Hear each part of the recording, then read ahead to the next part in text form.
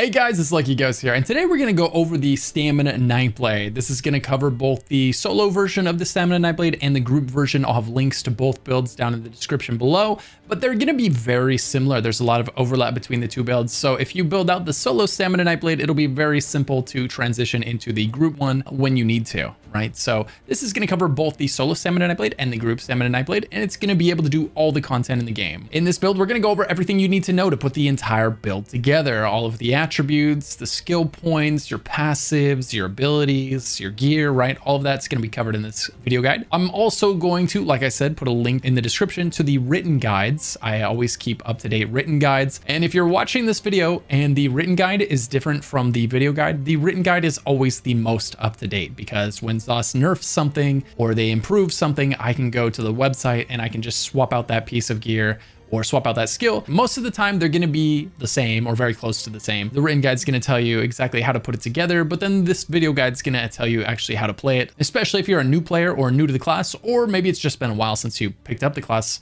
or you just want to know the ins and outs of the class. This is also going to act as a class guide. So you'll know everything there is to know about the Nightblade and how it works and why we're using the things that we're going to use on this build, as well as how to play it. Thanks for checking in. Now let's go over the Stamina Nightblade and how you're going to put it together right now. First thing that we're going to go over is the race. As for the race, Dark Elf is my favorite. You could also go with Orc if you would like. Wood Elf is nice too. They've got some decent sustain, and Redguard is also another sustain pick. My top choice is definitely going to be Dark Elf right now. It lets you go mag or stam if you want to. We're going to be using some mag abilities and some stamina abilities, right? That's just how we build characters in the game these days. You use some mag abilities and those scale off of whatever your highest stats are, and your stam abilities scale off whatever your highest stats are. So there's no reason to pick one or the other. It's better to pick both, and that way it's harder to run out of resources, because some things cost stamina, some things cost magicka, right? And you're just never going to run out of resources this way. I do have one alternate loadout. If you're struggling with sustain with this build, I'll tell you how to make a couple of easy swaps, and that should fix all your sustain problems. You know, this is only going to be a problem maybe if you're low CP, you're newer to the game, and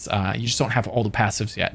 That kind of a swap will be very useful for you. As for the Mundus, while we're soloing, we're going to go ahead and pick up the Lover Mundus. Lover Mundus is going to give us penetration, which we're going to need when we're soloing. We're going to be underpenning most likely. And so Lover gives us that penetration. Underpenning in fights is the fastest way to lose damage in Elder Scrolls Online. If you're underpenetrating, you're going to lose a lot of damage if you're not penetrating their resistances. And overpenetrating is another great way to lose damage, because once you hit the pen cap for that monster, that stat is doing literally nothing for you. It might as well not even be on the gear or the item that you're wearing. Okay, so you don't want to underpen, you don't want to overpen, so we're going to give you just the right amount of pen with this build, so you're going to be in a good spot. So while soloing, you're bringing your own penetration, you're going to run Lover. When you're in a group, you're going to wear Thief, right? Because your healer and your tank are going to debuff the enemies and buff you, and you're going to have tons of penetration in a group. Thief is going to give you extra crit chance to help you do more damage. As for the attributes, as you can see here, we're going to take all 64 points of stamina. We're going to crank stamina at the highest that we can,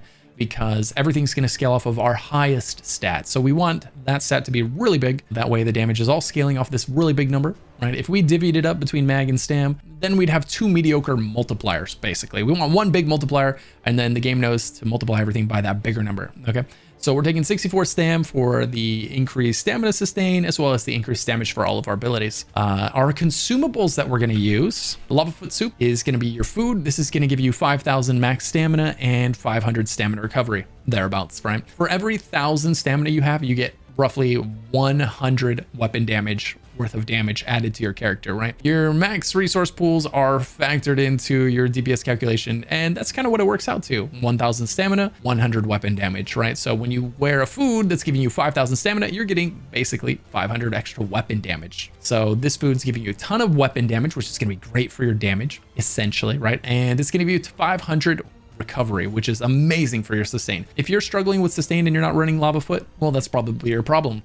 Make sure to try it out. As for a consumable, you can go ahead and use Essence of Stamina whenever you're doing, you know, easy content or basic content, questing, normal dungeons, anything where you feel like you are more than strong enough to tackle the content without really trying any harder. That's when you're going to use these cheap Essence of Stamina potions. You can buy these at guild traders for next to nothing. You can find them off of enemy monsters, right? And the biggest difference between these and the next potion is these only last for 28 seconds. So that means your major endurance, that's 30% increased sustain, right? Your 30% increased stamina regen. You don't get that for 15 seconds. Basically, it's 16, 17 seconds. It's going to be on cooldown.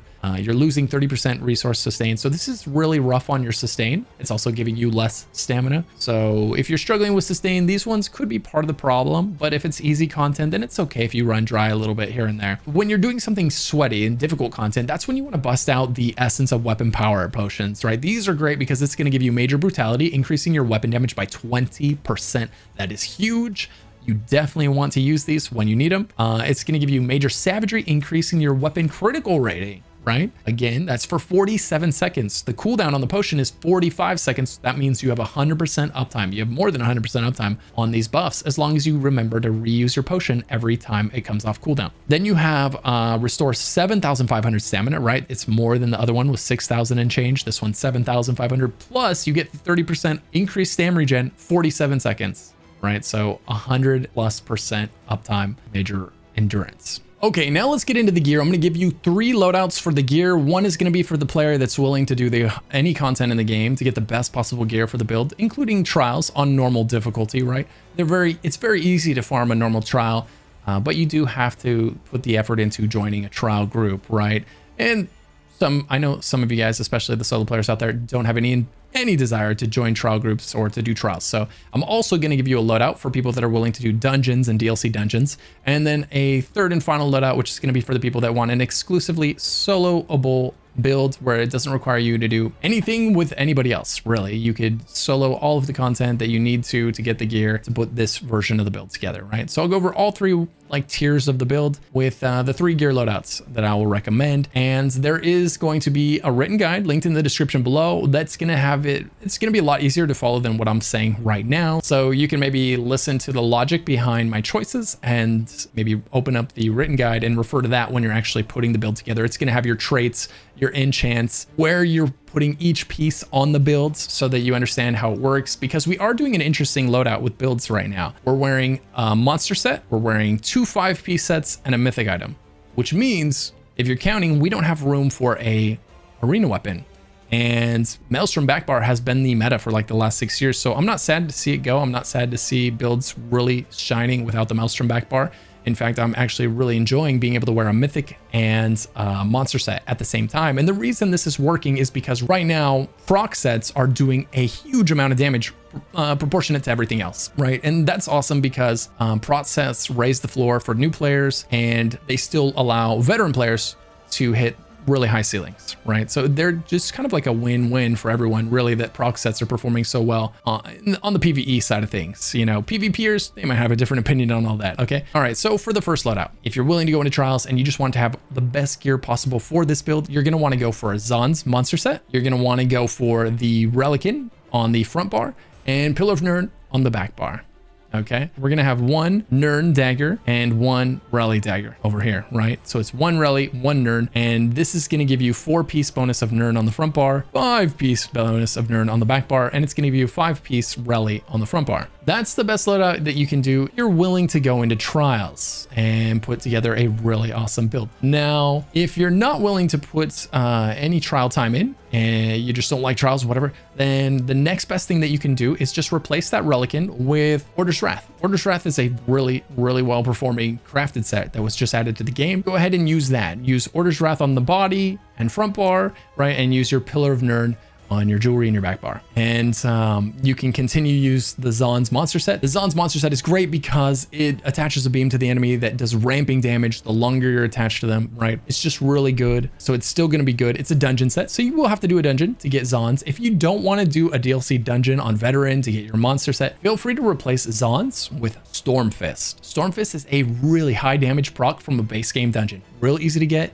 You just go in there on Veteran, kill the boss, right? And you get Stormfist instead, and it's nearly the same damage, way easier to get. So feel free to get Stormfist instead of Zaan's if you don't already have Zaan's or you're just not comfortable in Veteran DLC dungeons yet. And for the non-DLC version of this build, I'm going to recommend going for Stormfist on the head and shoulder, right? Nice base game dungeon, real easy to get. You're going to go for Order's Wrath on the body and Briar on the back bar. So you're going to proc your Briar on the back bar, and you're going to have your 5-piece bonus of Order's Wrath on the front bar, and you're just going to do real good damage on the front, real good damage on the back, and that should feel great on this build. Okay, so that covers the gear. and all 3 loadouts. As for the mythic, you're going to use Ring of Pale Order when you're soloing. If you don't have access to mythics, then you're going to use Ice Heart Monster Set and no mythic item. If you're in group content, then you're going to use Kilt or Death Dealer's Fate. And where those go depends on, so like if you're wearing Ring of the Pale Order, then that's got to be on the ring, right? But if you wear Kilt, that's a pants item. So you'll have to move your rally piece to the ring finger, and the kilts will go to your pants, right? So you might have to like move things around. All that matters is the weapon layout, is that you load out the weapons the way that I have them loaded out here. And then you have the same number of pieces of rally on the front and the same number of pieces of pillar when you're on the back, right? You just want to have 5 rally on the front, 5 pillar on the back. That's the important thing. Where you put them it doesn't matter. So that covers all 3 gear loadouts for this build. Okay, the next thing we're going to talk about is the skills, the other meat and potatoes portion of a build guide. It's going to be the skills, right? These are what you need to know so you can finally put this thing together and feel the power of the build, right? So first thing you're going to want to grab on the front bar is Twisting Path. This is a fantastic AoE dot. It puts a big rectangular dot on the floor ahead of you that also gives you major expedition when you're in and around it, right? So it's great for your move speed and your mobility in fights, but it's also just a really, really powerful dot that costs magicka. And that's kind of critical, right? If you don't have some dots that cost magicka instead of stamina on your builds these days, you're going to run out of stamina on your stamina build, and vice versa. Mag builds are going to have stamina dots so that they can sustain. It doesn't matter if your dot costs mag or stam otherwise, because everything's scaling off your highest resource now. So it really, what it costs doesn't matter except for your sustain, except for your ability not to run out of resources. So you pick and choose the best dots, and you just make sure that you have mostly stam if you're a stam build and mostly mag stuff if you're a mag build. And then, you know, you dip into a little bit of the other resource pool for a few of the dots, which is what we've done here.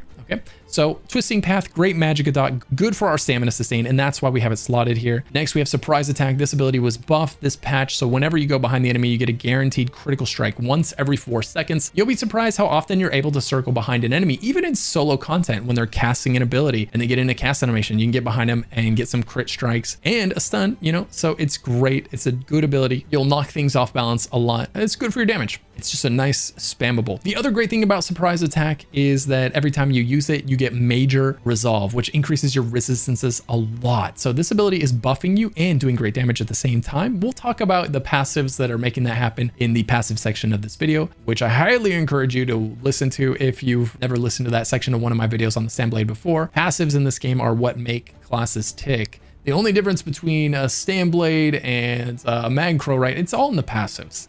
It's all in the passive. The passives dictate the way we play these classes and why we slot the skills we slot.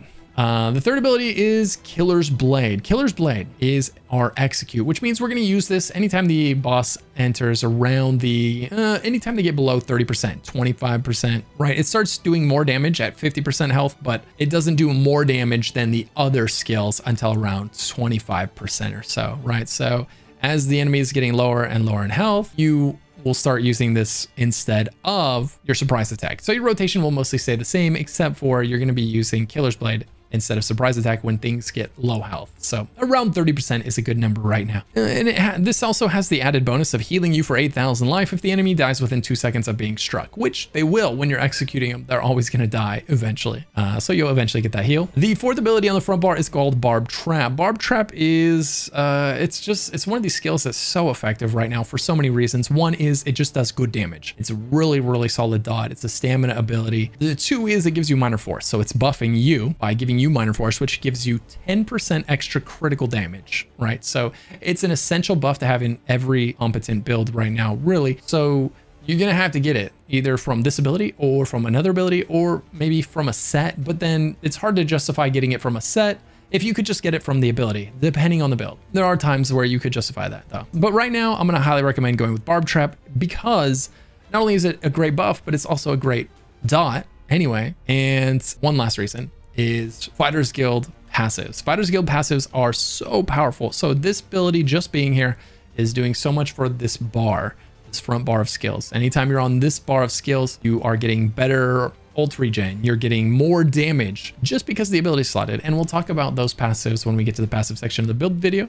Next, we have Relentless Focus. Relentless Focus is the semi-spammable of the Nightblade. You're going to use this every 5 light attacks, or 6 if you want to play it safe. So what this does is you use the ability and it's going to give you this timer 60 seconds, counting down, right? It's a 60-second buff. While active, hitting an enemy with a light attack will give you a charge, right? And when you get 5 charges, you can fire it off, dealing 16,000 damage and healing you for 33% of the damage. So this is a massive damage proc. 16,000 damage unbuffed is huge, right? It's going to be significantly more than that if you crit, or when you're buffed and you've got all your buffs ticking, right? It's going to be a monster ability. This is one of your highest sources of damage as a Nightblade. So when it comes to mastering the Nightblade rotation, a lot of it hinges on mastering the use of Relentless Focus, charging it up, using it every 5th or 6th light attack. Once it gets to 5 charges, you know, firing it off and then keeping it up. One thing to know about this ability is since it's such a massive amount of damage, you're always going to want to use it after your ult. Like if your ult comes up, then you always want to fire your ult and then your Relentless Focus. And we'll talk about that more. Basically, the reason is your ult makes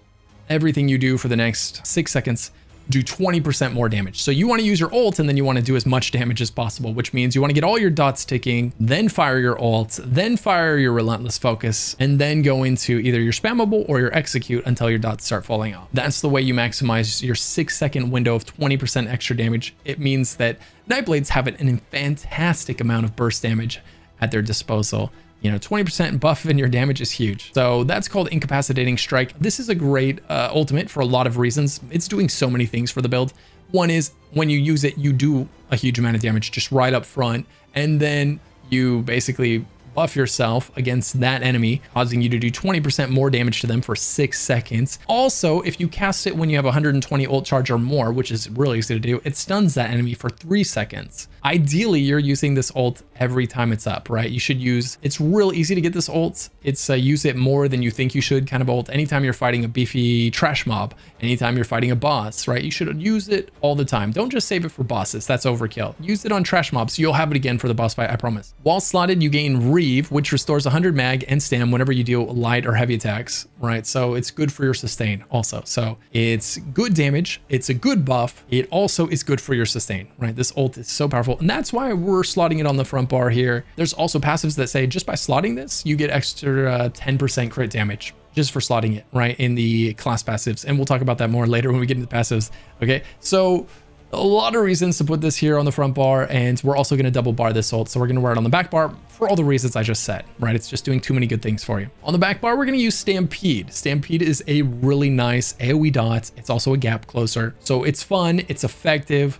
And the only downside to Stampede is it is insanely expensive to use, right? At 3,500 stamina per cast. All right, the second ability on this character is Carve. Carve is a nice conal AoE ability. It hits everything in front of you and it puts a nice big dot on them. So it's got a little bit of upfront damage and a lot of dot damage that follows that. It's a really powerful AoE dot, basically, and it costs stamina, and it also puts a little bit of a shield on you. So like if you're in a tiff situation where you're taking a lot of damage from a lot of enemies, you can kind of linger back here on the back bar for a second, throw out a few carves, which is going to do good damage to all of them, put the dot on all of them, and it's going to give you a shield each time you use it, kind of preventing you from getting killed by all the things that are attacking you, you know?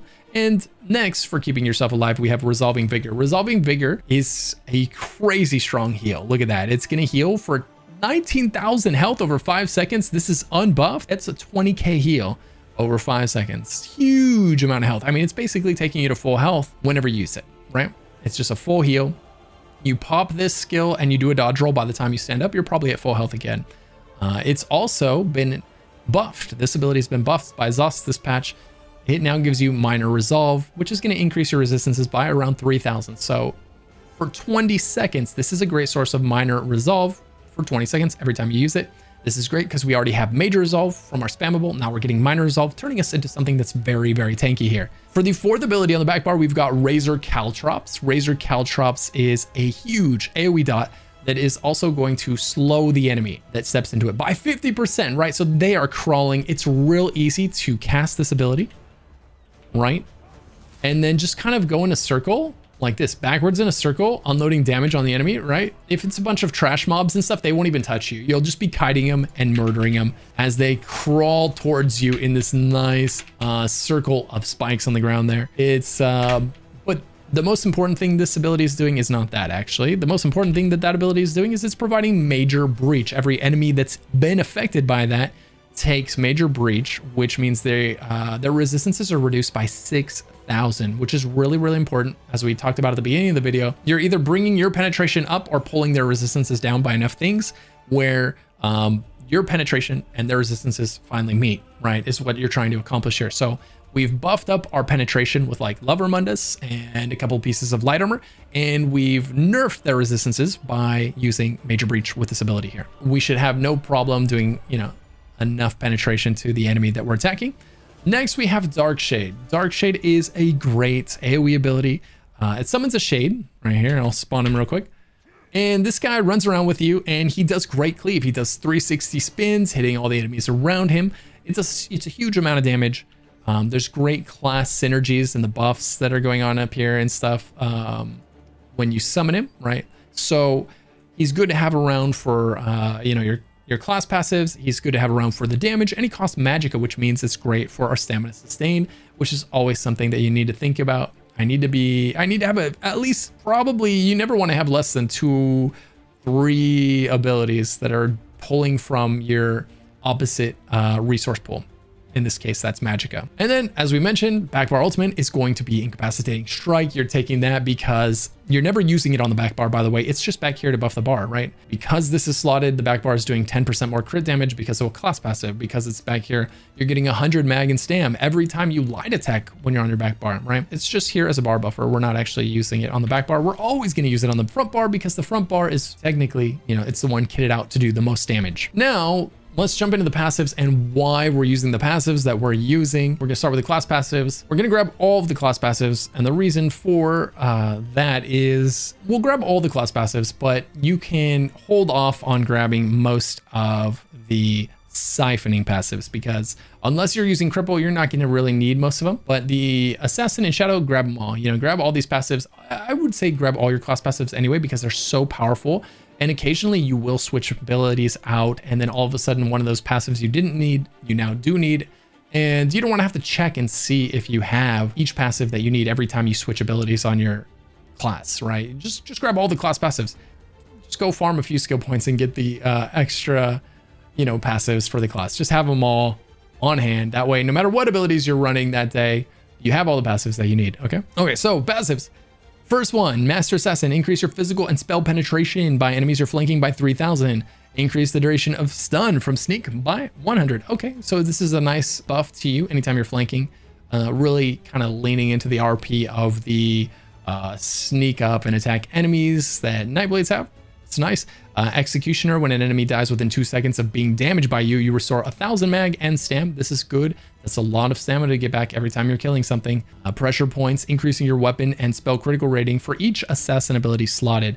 So we have 1314 crit rating added, right? So that's our chance to do critical is being buffed by slotting these abilities. That's part of why we're using this ability here. Extra crit chance. That's why that we have this slotted, right? Not only is it one of the hardest hitting executes in the game, it is also adding crit chance because of that buff right there. We have this slotted because Relentless Focus, it's more crit chance, right? This front bar is getting buffed by each time we slot one of the abilities from this line, so we wanted to use as many as we could from this skill line. Hemorrhage increases your critical damage by 10% just for having an ability slotted from this line. Now that is why on the back bar, we have Incapacitating Strike, right? We wanted this passive right here. We wanted Hemorrhage on the back bar. So the way to get that, just wear the ult from this line. That way we're getting 10% crit damage on the back bar. Dealing critical damage grants you and your group minor savagery, increasing your weapon critical rating by 1314. So there now you also have minor savagery. And from our potions, you're getting major savagery. So you got both. Shadow, we're gonna grab all the shadow passives. The first one's gonna increase our health, stam, and mag. That's nice. The second one, casting a shadow ability, grants you major resolve. This is really important, actually. That's increasing your resistances by 6,000. This is big because, well, one, major resolve is just a huge buff. I mean, it mitigates so much damage that's coming in. When your major resolve is up, you definitely feel the damage difference between when it's fallen, like in PvP, PvE. Like if you die all of a sudden, it's usually because your major resolve dropped in like PvP, for example, because it's so good at mitigating damage. Right, you feel the difference. This duration is increased by 25% for each piece of heavy armor equipped. Well, we're not wearing any heavy armor. That's okay. We get 6 seconds of it every time we cast our surprise attack, every time we cast our twisting path, right? every time we cast our shade. So we have near 100% uptime on this ability because our spammable, right? The thing we're casting in between every dot that we do, pretty much, right, is giving us major resolve. So really, really, really cool and powerful passive there. And one of the reasons why you really want to lean into surprise attack as your spammable, if you can help it. Not only is it now even better, it just got buffed, right? So it's an even better spammable than it used to be, but it's also buffing your character quite a bit. We've got Dark Vigor, increasing your max health by 3% for each shadow ability slotted. You can tell this is kind of the tank line, if you will, for the class. There's a lot of stuff that's like leaning into health or heavy armor, right? We get 6% extra health for this. This is nice. Dark Veil increases the duration of our non-invisibility based shadow abilities by 2 seconds. Cool. All right. So that's going to be our Twisting Path and our Dark Shade. And then for Siphoning, this is the one where you can skip most of these passives till you have more skill points than you need, but you do want to grab Catalyst. After drinking a potion, you get 20 ultimate. Your ultimate only costs 70. So every time you drink a potion, you get 1/3 of your ult charge, almost, right? And then we have Magic Flood. So if you do slot one of these abilities, you want Magic Flood because it's going to increase your mag pool by 8%. So if you use Cripple and Crippling Grasp, the morph of this, right, to maybe improve your sustain on the back bar, then you're definitely going to want to grab that passive. Increase your healing, done. Whatever, we don't really care. But if you're using an ability, you might as well have the passive. Transfer, casting a Siphoning ability while in combat generates 2 ultimate. This effect can occur once every 4 seconds. This is really powerful on the Nightblade because they're typically using Strife or Swallow Soul as their spammable. So they're proccing that constantly. You're not really using that spammable, so it's not a really big deal for you. You would get it every 20 seconds. You get 2 extra ult regen with that one, right? So the important one here is the Catalyst. You definitely want to grab these when you have the skill points on hand. All right, for the 2-hand weapon, we are wearing on the back bar. You're going to grab all the passives, and then we're wearing dual wield, so you're going to grab all the passives for that as well. We're going to grab the light armor passives because we are wearing 2 pieces of light armor, and the reason we're wearing those 2 pieces of light armor is because of the passives. The passives are going to increase your crit chance. They're all for each piece of light armor worm. They're also going to decrease the cost of sprint. They're going to increase your penetration, right? For each piece of light armor worn, I highly recommend you come in here and you read each of the armor passives because I mean, I am going to summarize the important bits here for you, but you know, if you ever forget, you know, there's a lot of important stuff happening in here. Okay. Medium armor, same thing. We're going to wear 5 pieces of medium. And the reason is it's going to be great for our stamina sustain. So every piece of medium armor we wear reduces the cost of our stamina abilities. It's going to increase our crit damage. So when we crit, that crit does more damage because we're wearing medium armor and all kinds of stuff like that. Reduces the cost of sneak. That's fine. It increases our weapon damage by 2% for each piece worn, up to 10. Now we've got 10% bonus damage just from the armor. Increase our movement speed of sprint by 3% for each medium armor worn, so 15% move speed. Reduce the cost of dodge roll, so you get to dodge roll for 20% less, right? So lots of really powerful passives in the armor lines. For Fighters Guild, this is important. You're going to take the first 4 passives. The first one is just going to make your Barb Trap cost 15% less. The second one is going to give you 3% weapon power, right? Weapon damage just for having Barb Trap slotted. The second one is Banish the Wicked. You get 3 ultimate whenever you kill an enemy. That's huge. That's every you know, we were talking about the one class passive that gave you 2 ult charge every 20 seconds. This one gives you 3 ult when you kill an enemy. That's huge, man. So you pretty much always want at least one Fighter's Guild ability slotted for this reason. Great for your ult regen and also the buff to your weapon damage or spell damage, you know.